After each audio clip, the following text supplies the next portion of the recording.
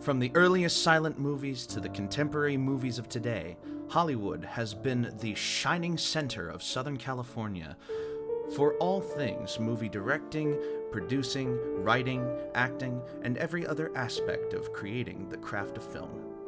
One such production company that has called Hollywood its home for basically its entire lifespan is Warner Brothers Entertainment Incorporated. Founded in 1923 by brothers Harry, Albert, Sam, and Jack Warner, Warner Brothers has had a pivotal part of Hollywood's production cycle ever since its inception. One of the most famous series of Warner Brothers productions is the Looney Tunes.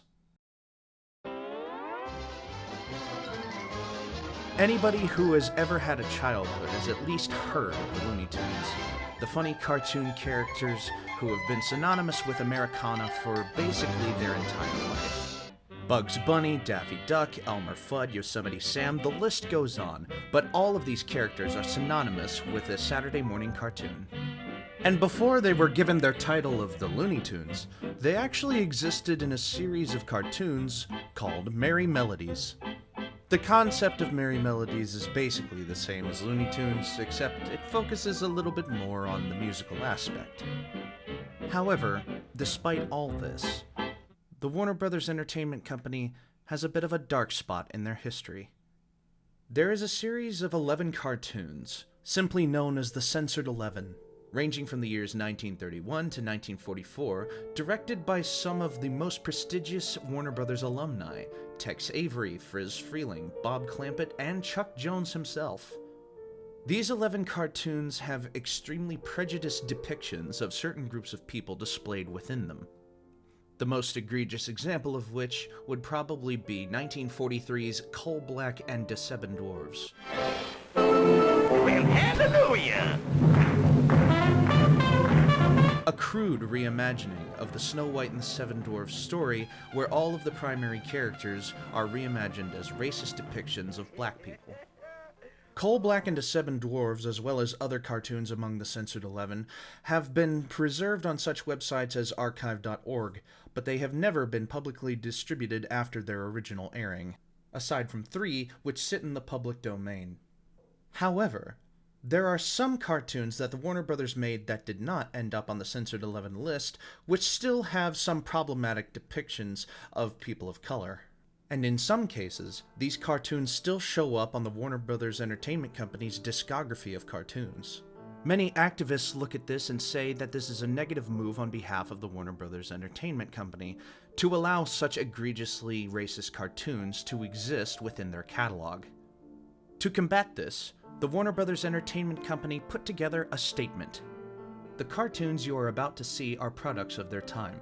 They may depict some of the ethnic and racial prejudices that were commonplace in American society. These depictions were wrong then and are wrong today.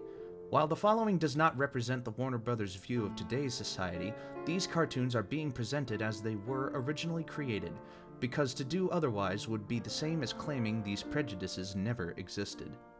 The Warner Brothers Entertainment Company has remained resolute in this stance ever since, releasing the statement in front of some Tom and Jerry cartoons as well as Speedy Gonzales cartoons. And up until recently, the Warner Brothers Entertainment Company was the only production company to be doing something along this vein for their old movies. That was until 2019, when Disney released their streaming service Disney+. Disney Plus slapped a small disclaimer on top of some films such as Dumbo and The Aristocats. The original statement is only 2 sentences long. This program is presented as originally created. It may contain outdated cultural depictions. Many activists looked at this statement and said that it was simply not enough, referencing the Warner Brothers statement as a better example of what Disney was trying to do at the time. The groups claimed that calling the depictions outdated and not wrong was an understatement. Come October 2020, Disney added a new disclaimer to their films. This program includes negative depictions and/or mistreatment of people or cultures. These stereotypes were wrong then and are wrong now. Rather than remove this content, we want to acknowledge its harmful impact, learn from it, and spark conversation to create a more inclusive future together. This disclaimer has been coined by many as more strongly worded than the Warner Brothers disclaimer, but it works nonetheless in their eyes. This sentiment has been carried on by several production companies following the summer riots over George Floyd's death. But the movie industry is not the only industry that is impacted by these changes. Turner Classic Movies is a network television channel owned by the Turner Media Group. Brought about by founder Ted Turner's love of classic movies, TCM has a pretty consistent schedule of showcasing classic movies and sometimes having whole days dedicated to certain actors or directors. TCM has never shied away from showcasing movies with harmful depictions or stereotypical performances within them, whether those performances be minstrelsy or blackface.